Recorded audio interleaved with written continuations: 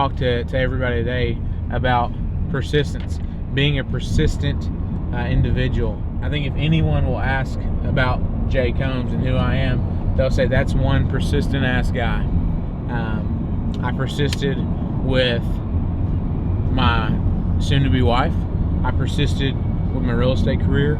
I persisted with all areas of my life, and that's the key. So I'll give you a scenario. I saw a property I really liked, popped up online the other day.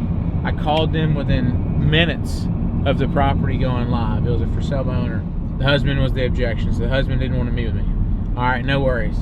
I followed up with them the very next day. I drove to their house, dropped off my business card, knocked on the door, they were home. So I called back the very next day, said, hey, did you guys get my business card? I want to see how the process is going. So we're talking about within 3 days, I've already contacted them 3 times. I followed up 2 days later.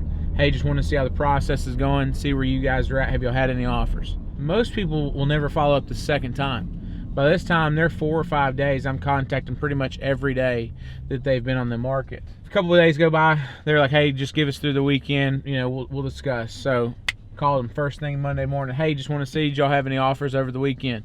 Did y'all get any traction on the property? That's very rare. I mean, most people are not going to go out and call, like I said, nonetheless, the second time. Definitely not the third time. But most people, it's going to take, 5, 6, 7 times before they ever even sit down with you. Kid you not, the other day, I'd messaged her a couple other times, just following up with her, just staying in contact with her. I'd sent her some information on my company. Not 2 seconds later, I got a text message, and she's like, hey, I'm tired of doing this by myself. She texted me, and I called her within 5 seconds.